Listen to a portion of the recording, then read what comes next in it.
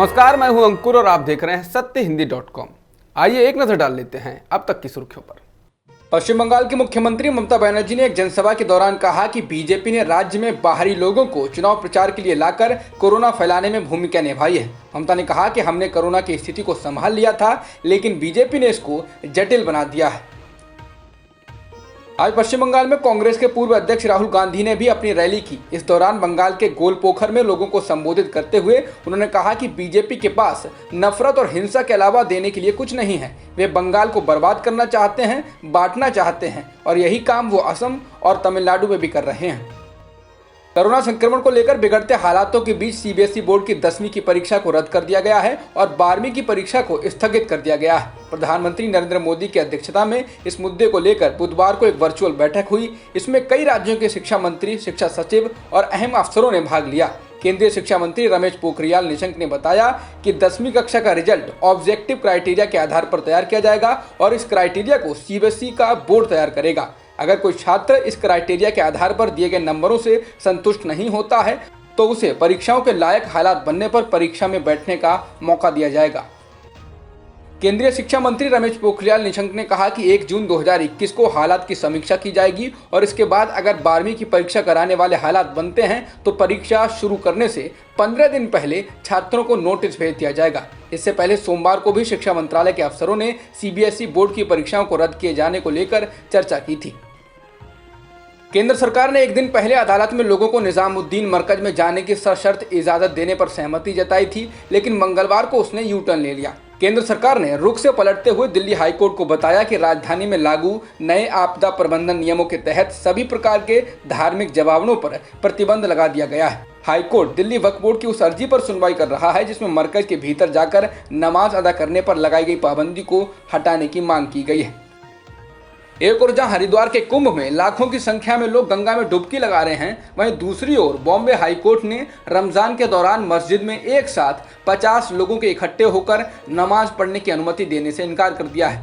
अदालत जुमा मस्जिद ट्रस्ट की याचिका पर सुनवाई कर रही थी, जिसने रमजान के पवित्र महीने के दौरान दक्षिण मुंबई में अपनी मस्जिद में एक समय में 50 लोगों के साथ एक दिन में 5 बार नमाज अदा करने की अनुमति मांगी थी।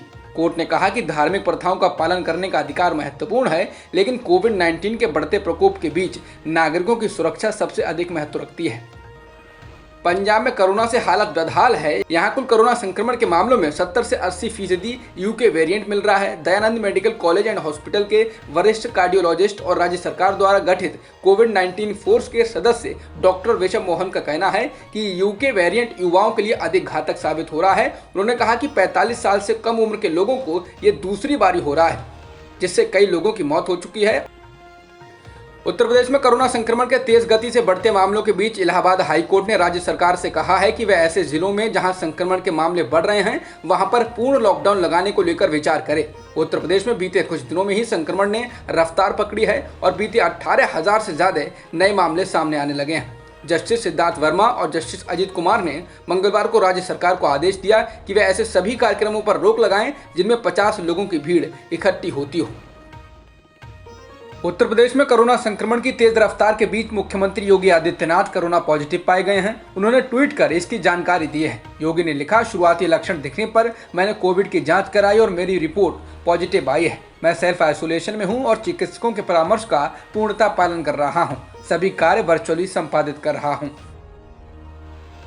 उत्तर प्रदेश के पूर्व मुख्यमंत्री और समाजवादी पार्टी के राष्ट्रीय अध्यक्ष अखिलेश यादव भी कोरोना से संक्रमित हो गए हैं, जिसके बाद अखिलेश ने अपने आप को घर में आइसोलेट कर लिया है। इसकी जानकारी अखिलेश ने खुद सोशल मीडिया के जरिए दी है।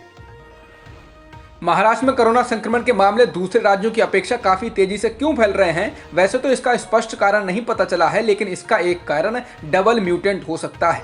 जांच किए गए सैंपल्स में 61% मामलों में डबल म्यूटेंट के संक्रमण का मामला पाया गया है। डबल म्यूटेंट का सीधा मतलब यह है कि इसमें 2 म्यूटेंट हैं। 24 मार्च को केंद्र सरकार ने कहा था कि देश में एक नए किस्म का कोरोना पाया गया है, डबल म्यूटेंट। इससे संक्रमित लोग देश के 18 राज्यों में पाए गए हैं। तब कहा गया था कि 15 से 20% सैंपल में डबल म्यूटेंट मिला था।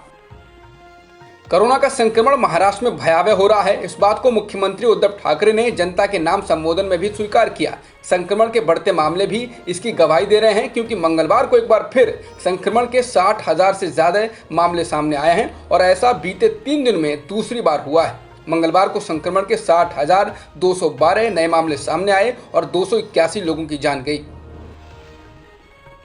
दिल्ली में बढ़ते कोरोना संक्रमण के बीच दिल्ली के स्वास्थ्य मंत्री सत्येंद्र जैन ने कहा है कि कोरोना के मरीजों के लिए बेड्स की कमी नहीं है। अभी हमारे पास 13,000 बेड मौजूद हैं और वेंटिलेटरों की भी कोई कमी नहीं है। उन्होंने कहा कि केंद्र सरकार ने दिल्ली को 1100 बेड्स दिए हैं, बाकी कुछ और के लिए बातचीत चल रही है।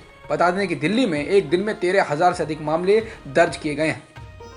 दूसरी लहर में कोरोना वायरस से संक्रमित मरीजों में अजीब से लक्षण दिख रहे हैं। दिल्ली के अस्पतालों में ऐसे मामले सामने आ रहे हैं जहां इस वायरस से संक्रमित लोगों की 2 से 3 बार में भी रिपोर्ट नेगेटिव ही आती है।